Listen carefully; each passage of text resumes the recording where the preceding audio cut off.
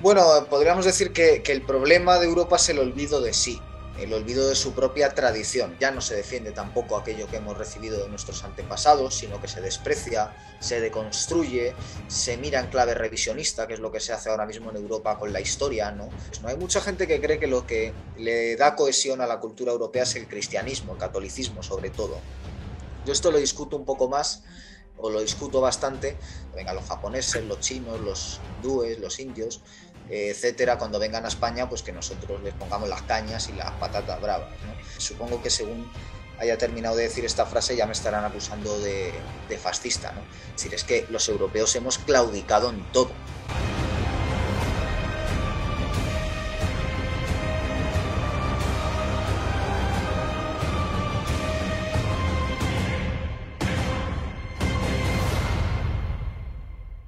Bienvenidos un día más a Trincheras Ocultas, bienvenidos a un nuevo programa que me hace muchísima ilusión presentar porque es una entrevista a mi amigo Guillermo Mas de Pura Virtud, Cine y Literatura. Empezamos juntos en esta travesía más o menos en YouTube, más o menos en los mismos meses, y ahora ha publicado un libro después de todo lo que ha leído porque se pasa los días leyendo y es una de las personas más inteligentes que conozco. Le quería hacer una entrevista sobre su nuevo libro, La traición de los europeos. Creo que el lugar, es perfecto para grabar la introducción porque me encuentro en Bruselas, en el Parlamento Europeo, y vamos a entender el por qué piensa que Europa se ha traicionado o abandonado sus raíces y por qué es importante mirar al futuro rescatando la tradición, rescatando los clásicos.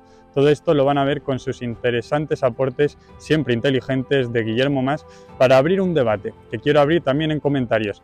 ¿Qué piensan ustedes? ¿Europa se ha traicionado a sí misma? ¿Cuál es el futuro que tiene Europa? Todo esto quiero que lo respondan en comentarios. No olviden tampoco suscribirse, no olviden tampoco darle a me gusta y tampoco olviden echarle un ojo a ese libro de Guillermo que voy a dejar ahí abajo en la caja de comentarios el link para que le echen un ojo y juzguen ustedes mismos. Espero que les guste la entrevista, yo la disfruté muchísimo y les veo en el próximo vídeo. Bienvenidos un día más a Trincheras Ocultas, bienvenidos a un nuevo programa que me hace muchísima ilusión presentar porque tengo aquí a un amigo mío, a un gran amigo mío. Comenzamos juntos en YouTube más o menos en los mismos meses, podría decir. Y la verdad que me hace mucha ilusión anunciar que ha escrito un libro, lo ha publicado ya con La Tribuna del País Vasco. El libro es La traición de los europeos. Vamos a conocer bien el por qué ha decidido lanzarse, ¿no?, a escribir en este mundo que es la escritura. Vamos a conocer por qué realmente ha pensado que este libro, su primero de todos, y ya les digo yo que no va a ser el último, porque pienso que va a ser la voz de una generación, fíjense lo que digo. Vamos a ver el por qué decidió publicar, escribir en este caso, este libro. Bueno, Guillermo, muchísimas gracias por estar aquí en Trincheras Ocultas. Muchas gracias a ti, Javier, en primer lugar, porque a mí también me hace mucha ilusión estar en tu canal, que sigo desde que le empezaste y que creo que es un canal pionero y que será reivindicado dentro de un tiempo por todos los programas geniales que has hecho hablando de historia de España y de otros temas. Y segundo, pues por esa amistad personal. Tú eres periodista, yo soy más un aficionado que hace entrevistas, pero aún así bueno, efectivamente los dos empezamos al tiempo y me hace ilusión estar aquí presentando el libro que lo tengo aquí, como dices, publicado y que la verdad es que estoy muy contento de tenerlo en papel, en formato físico y de tocarlo después de haberlo trabajado concienzudamente. Qué bueno, Guille. Vamos a meternos ya de lleno. Me gusta mucho una frase que yo creo que podría resumir tu libro: la destrucción de Europa por parte de la apatía de los propios europeos. Me gustaría preguntarte, ya para ir rompiendo el hielo y metiéndonos ya en harina, me gustaría preguntarte en qué problemas crees que ha incurrido en estos últimos años Europa para tener ahora mismo el nivel geopolítico que tiene, es decir, casi nulo.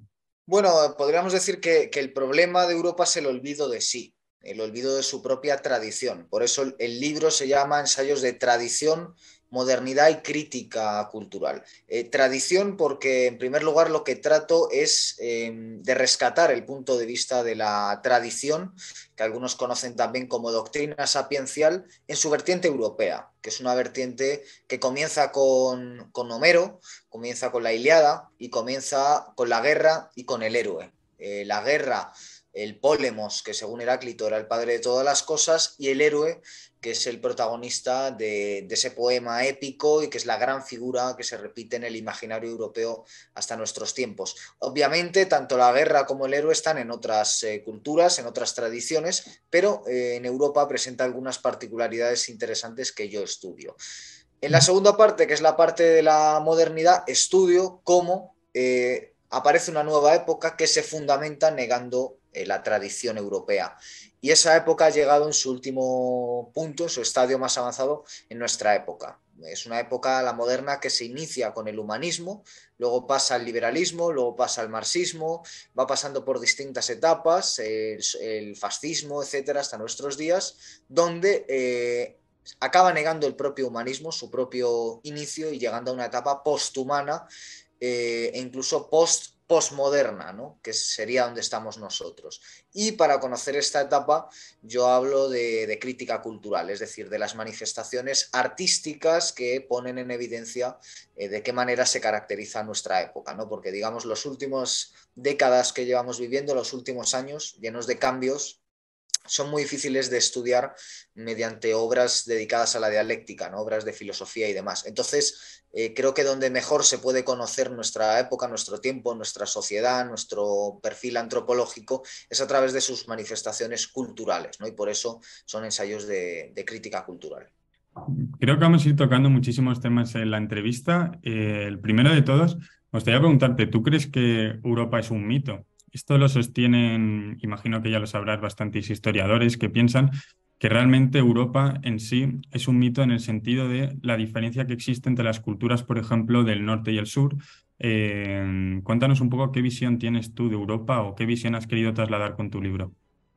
Bueno, es cierto que muchos autores hablan de esta división, ¿no? Y es una pregunta interesante, pero desde luego yo no compro esta versión de los hechos. Es evidente que hay una diferencia gigantesca entre los que antiguamente se llamaban bárbaros del norte y los pueblos mediterráneos. Obviamente yo, además de europeo, soy español y por lo tanto pues pienso favorablemente hacia los pueblos mediterráneos, que creo que tienen una gran ventaja y que son en buena medida los que construyen la Europa tradicional, ¿no? Estamos hablando de Grecia, la Grecia arcaica de las polis, ¿no? De Atenas, de Esparta. Estamos hablando de Roma, la Roma imperial de 1000 años.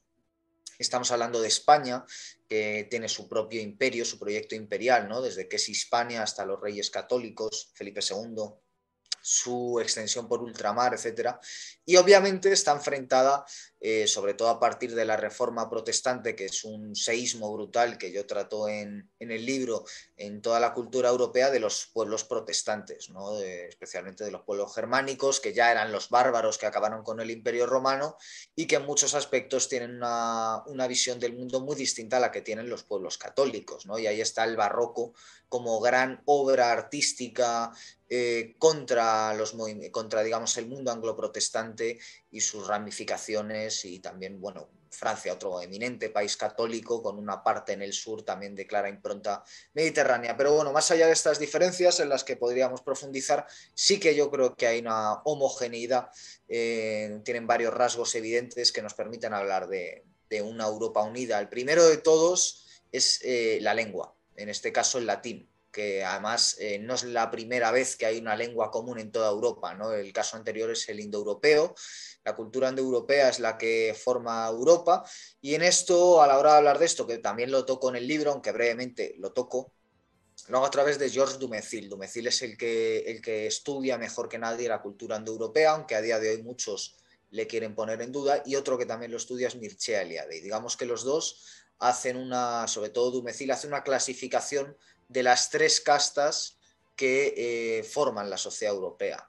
La casta guerrera, la casta sacerdotal y luego una tercera casta que sería la casta del campesinado, la casta dedicada tanto al cultivo como a la ganadería, ¿no? Digamos, una sería la guerrera, otra sería la sacerdotal y la otra sería la mano de obra.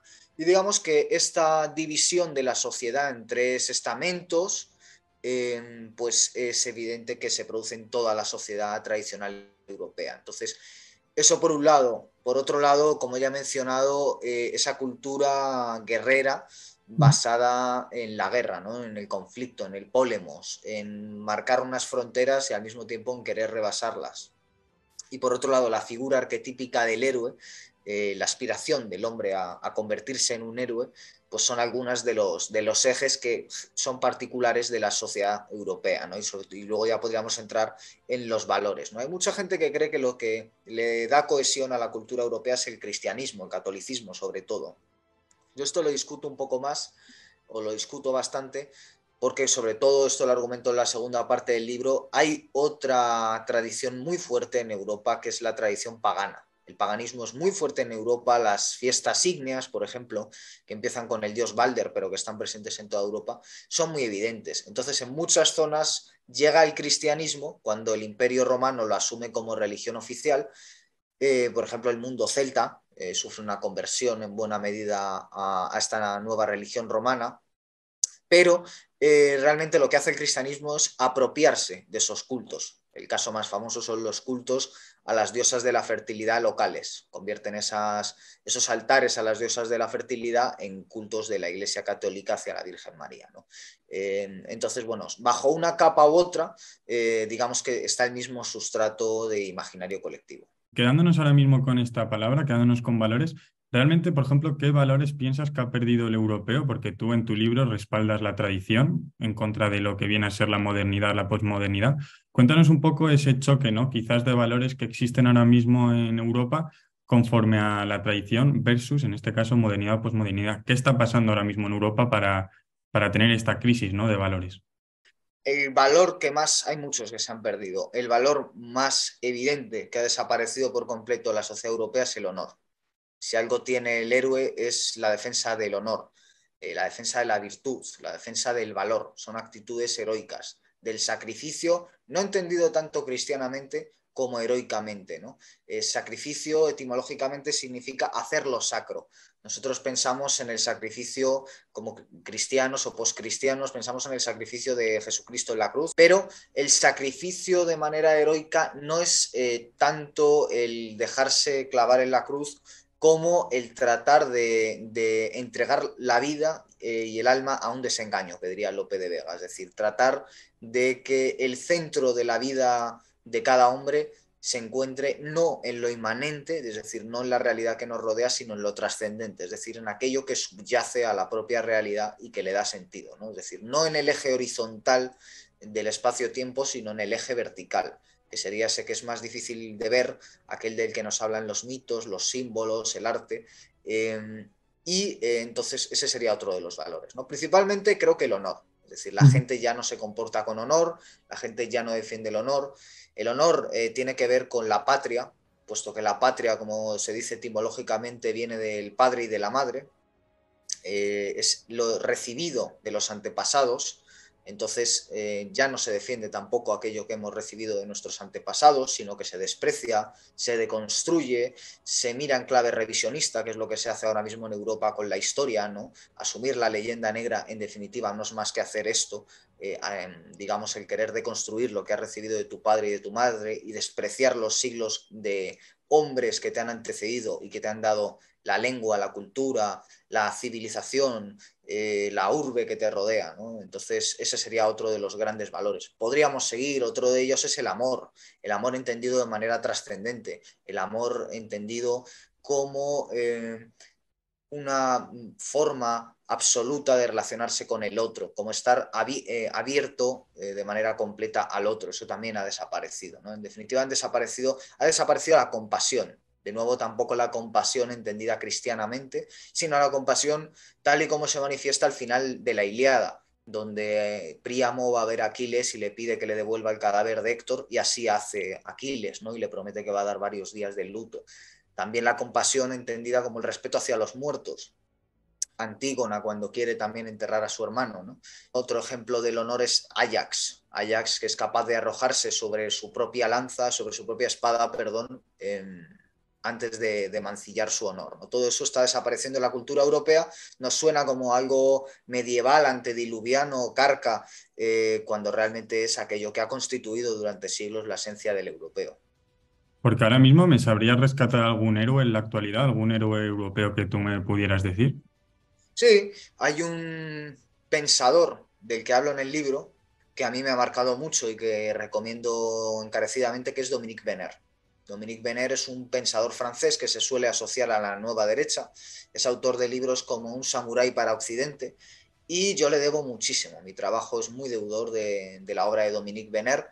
Encima tengo amistades compartidas con él, como es el caso de Javier Ruiz Portella, y me ha alegrado mucho que en alguna que otra ocasión Javier Ruiz Portella bueno, particularmente recuerdo que un día le recomendé uno de mis libros favoritos, que es Martín Eden, de Jack London, y me dijo, hay otra persona que me recomendó ese libro años atrás. Le digo, ¿ah, sí? ¿Quién? Dice Dominique Venner. Cuando me dijo eso me quedé encantado, ¿no? De saber que compartíamos ese gusto. Y Dominique Venner, después de una larga trayectoria intelectual tratando desde joven de hacer movimientos por cambiar la realidad social de su país y de Europa, escribiendo libros impecables sobre el estado de la civilización, etcétera, decidió, siendo ya un anciano, entrar un día en la Catedral Notre Dame de París antes del incendio, subir al altar con una pistola y pegarse un tiro, dejando en su bolsillo una nota de suicidio en la que explicaba que quería que su muerte fuera una llamada de atención sobre el estado crítico de la sociedad europea. De esto ya han pasado varios años.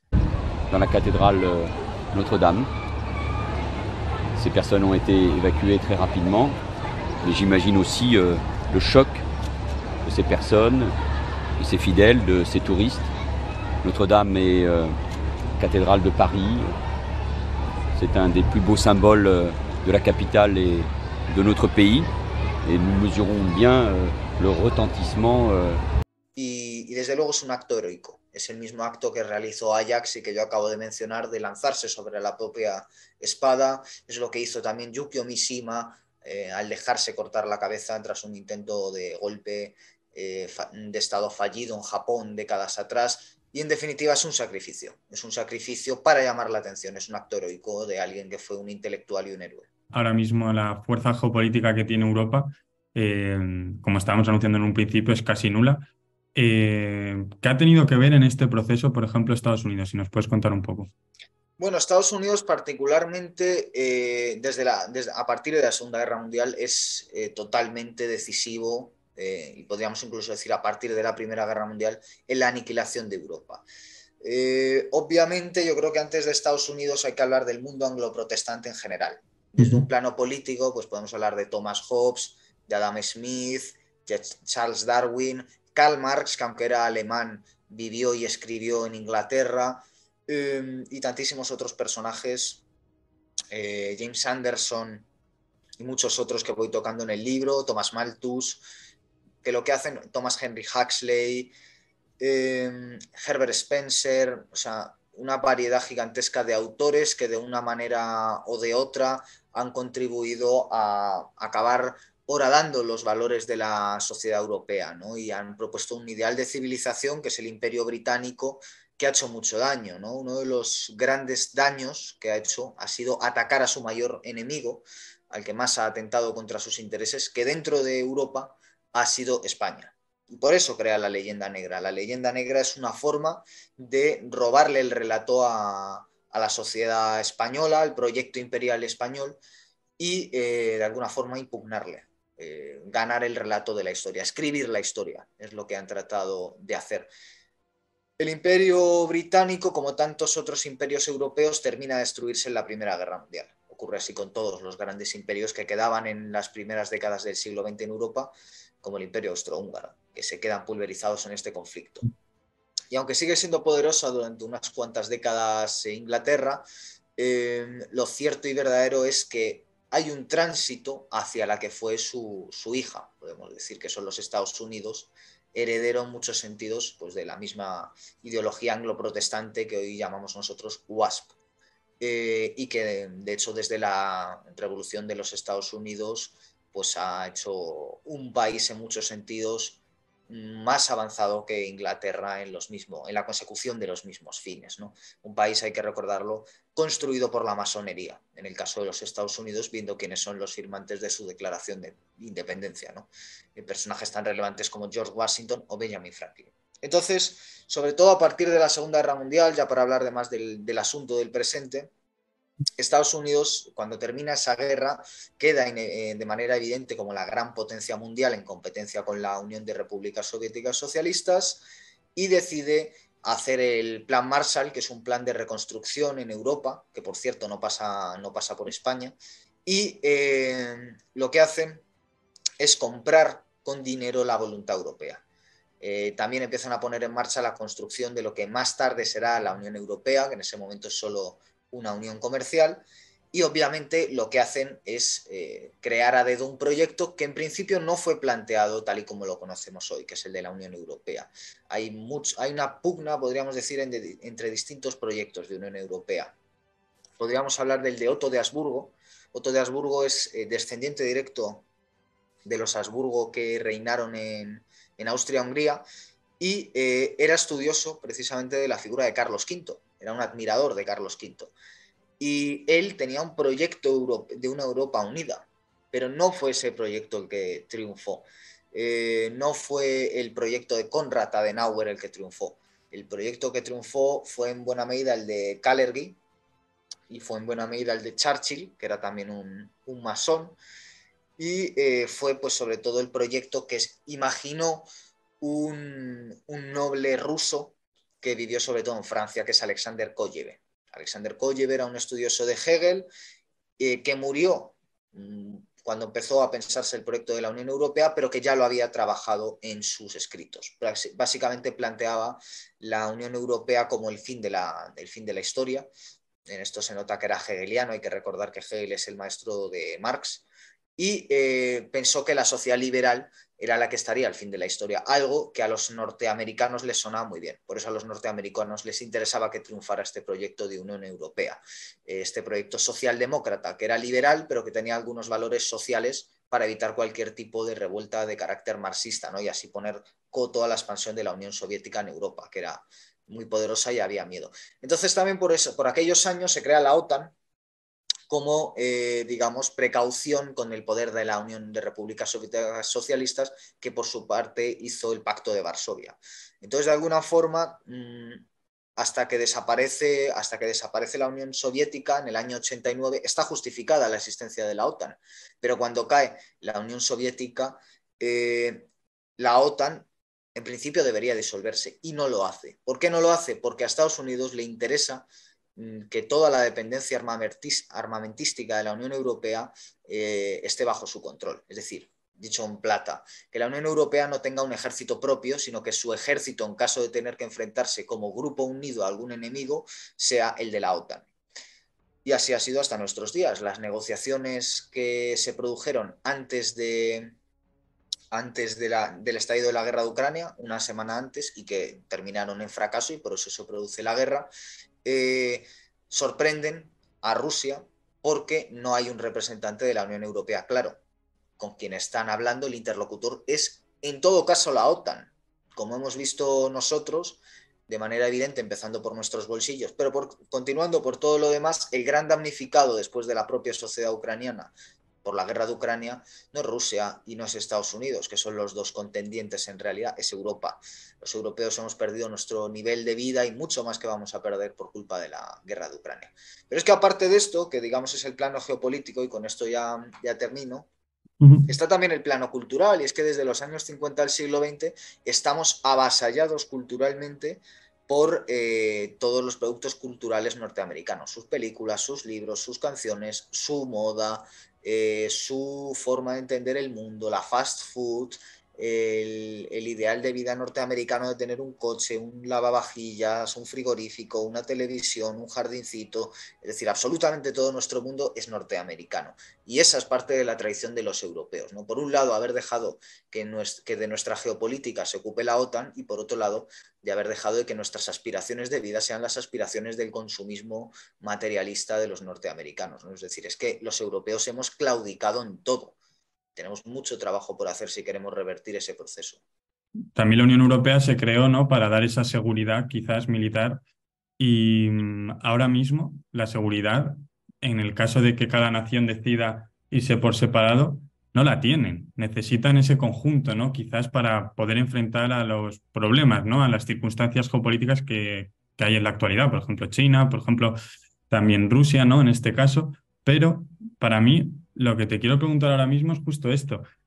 El ejército europeo que comentabas antes, la creación de un ejército europeo, algo que pueda hacer volver a resurgir en este aspecto Europa, quizás en este aspecto, cuéntame un poco qué opinas. ¿Cuál sería la solución quizás? ¿Un ejército europeo? ¿Cómo lo enfocarías? ¿O cómo te quitas la bota de Estados Unidos en este aspecto? Bueno, yo creo que hay que empezar por las ideas. Es decir, una de las características también de la sociedad liberal es pensar que todo se puede reducir a la economía y desde ese punto de vista económico extenderlo a los recursos, extenderlo a los recursos naturales, ¿no? A la alimentación, al agua, a todo aquello que nos permite vivir. Sí, eso es cierto, pero yo prefiero más otra visión acerca de la geopolítica y de la política que Ujú. empieza por las ideas, ¿no? Para mí ya el pensamiento es acción. Entonces creo que más que empezar poniendo un ejército europeo y demás, que bueno, hay gente como Macron que no es precisamente simpático para mí, pero él mismo se ha dado cuenta de la necesidad de crear un ejército europeo, pero más allá de eso y de otro tipo de medidas locales que siendo realistas pillan muy lejos, yo no tengo ningún tipo de fe en los políticos que nos gobiernan, no creo que el cambio vaya a venir porque un partido u otro vaya a ganar en las urnas, ya no solo en España, sino en cualquier otro país, ni siquiera porque los tecnócratas europeos, de pronto, que son los que realmente gobiernan, decidieran cambiar sus ideas y empezaran a tomar otro tipo de decisiones, o cambiaran ellos mismos por otros individuos de otras ideas y tomaran otro tipo de decisiones técnicas. Eso podría ayudar, pero es como ponerle palos a las ruedas a un proceso mucho más grande, ¿no? Yo soy muy pesimista sobre el futuro de Europa. Creo que seguramente nos vayamos a convertir en un gigantesco parque de atracciones del resto del mundo que vengan aquí a ver nuestro patrimonio, nuestras obras de arte, nuestras calles, a soñar cómo vivimos en el pasado, mientras los europeos y sobre todo los jóvenes como nosotros, pues nos convertimos en camareros, en dependientes, en otro tipo de trabajos de baja cualificación, de un modelo económico dedicado al turismo, es decir, a que los que vienen, a los individuos que vienen de polos mucho más desarrollados, pues hagan nuestro, digamos, trabajemos para ellos, ¿no? Les demos nuestros servicios cuando vengan los japoneses, los chinos, los hindúes, los indios, etcétera, cuando vengan a España, pues que nosotros les pongamos las cañas y las patatas bravas, ¿no?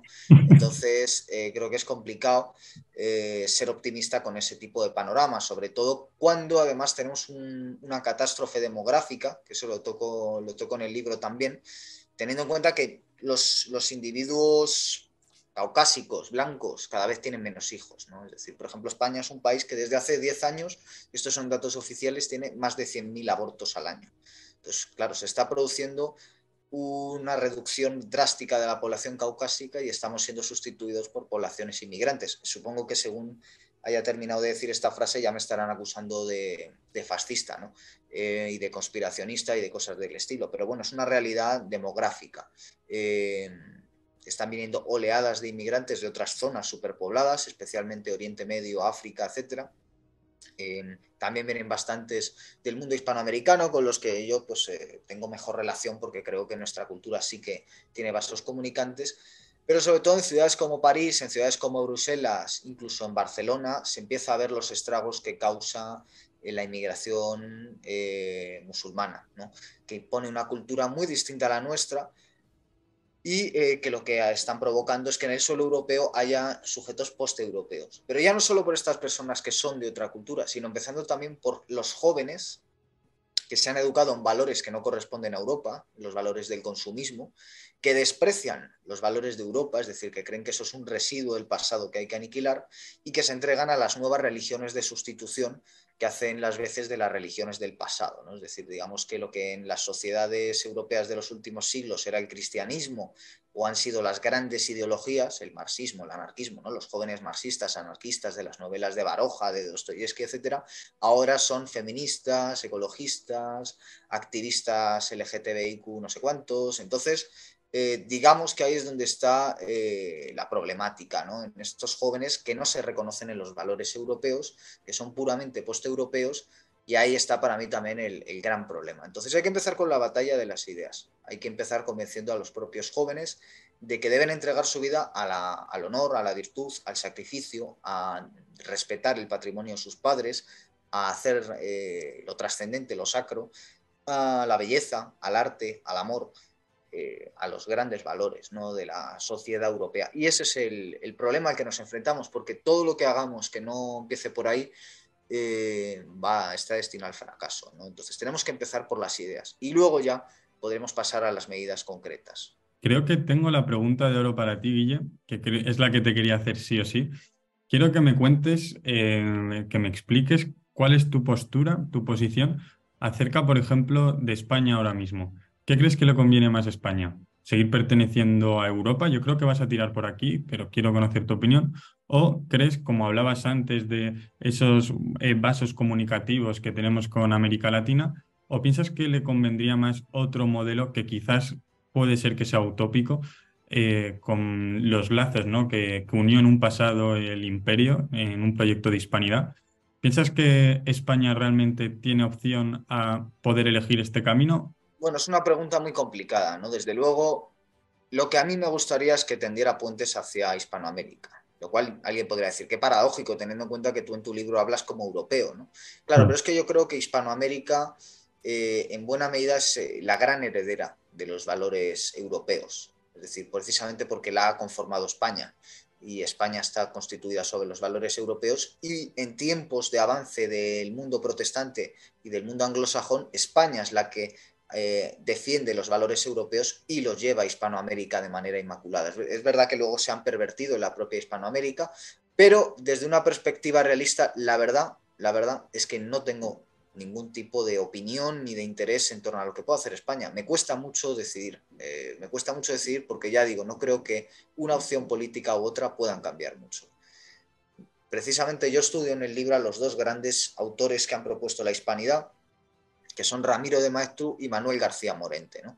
Dos libros estupendos que tienen cada uno de ellos consagrado un libro, obviamente, cada uno de ellos consagrado al asunto de la hispanidad, y sobre todo me interesa Manuel García Morente, incluso más que Maeztu, a pesar de mi admiración por Maeztu. ¿Por qué razón? Porque al final lo que acaba reivindicando García Morente es la figura del caballero español, que es un ideal de vida honorable, de vida constituida sobre el honor, de código de comportamiento en el mundo.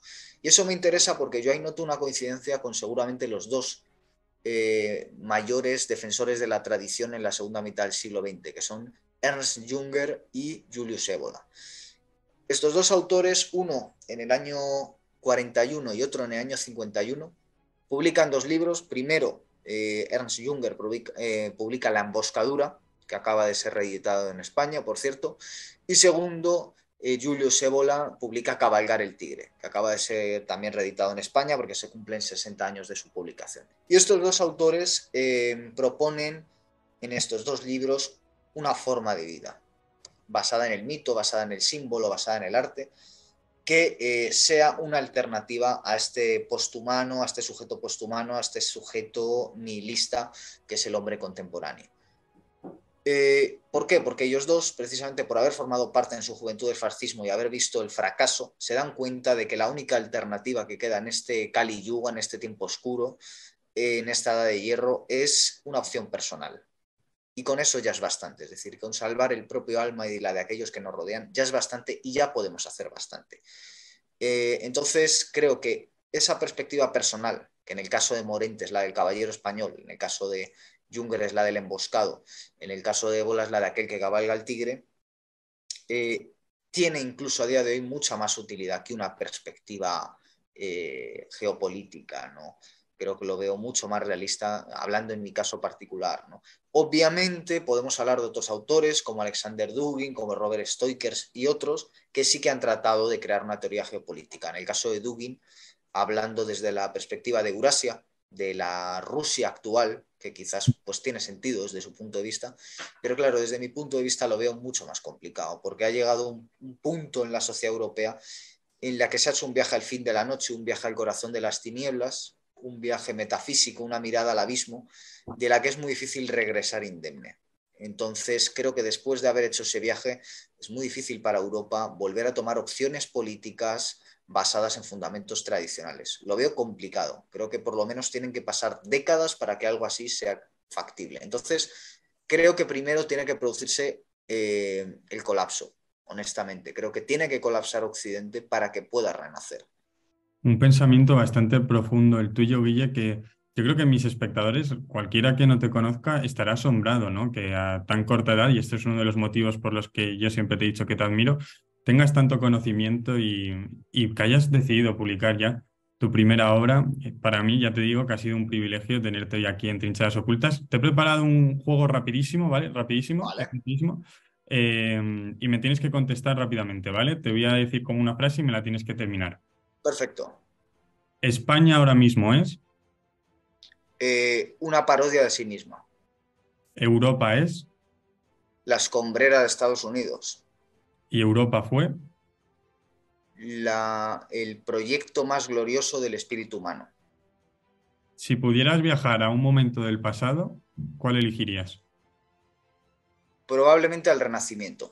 Te gusta muchísimo el cine, así que quiero que ahora me digas con qué película, por ejemplo, describirías la situación actual de Europa. Es una buena pregunta. Seguramente con el show de Truman. Creo que el europeo es Truman y tiene que darse cuenta de que lo que vive, el mundo en el que vive es una construcción y que es necesario salir de él para ver cuál es la realidad. ¿Tu libro favorito de siempre?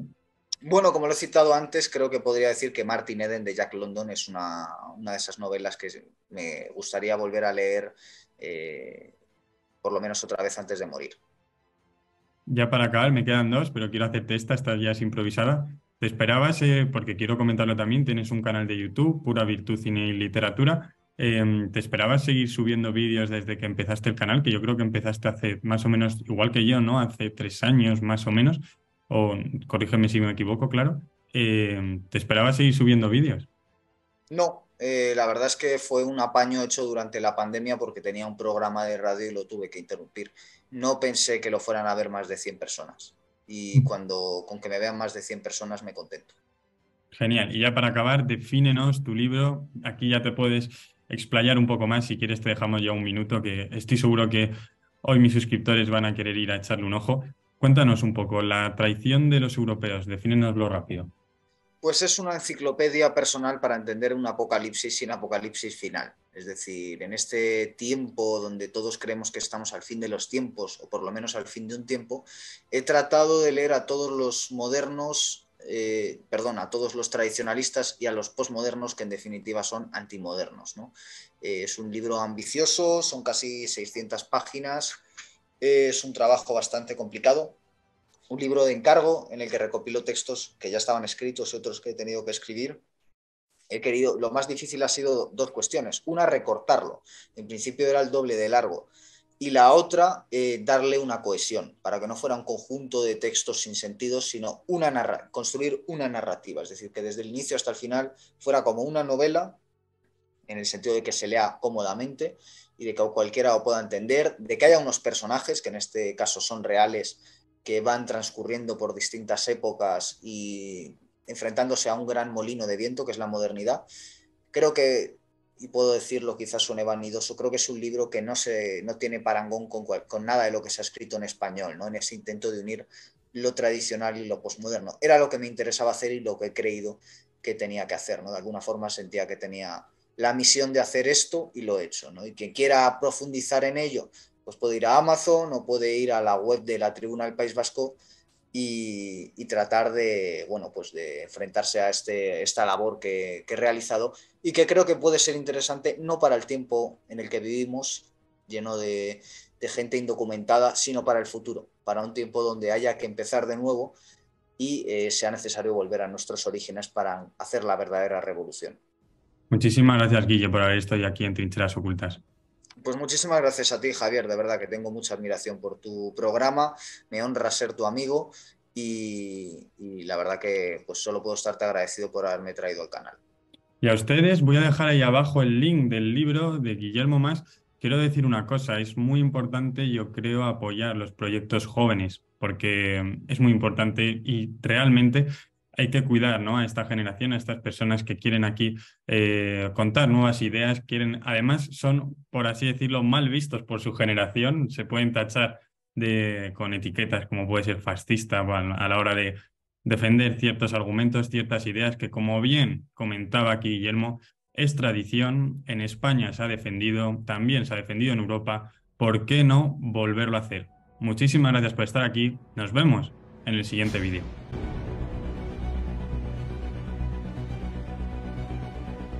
Y unos pocos son los que manejan esas ideas que tratan de imponer al resto, ¿no? El gran enemigo de los ilustrados es el pueblo, siempre el pueblo.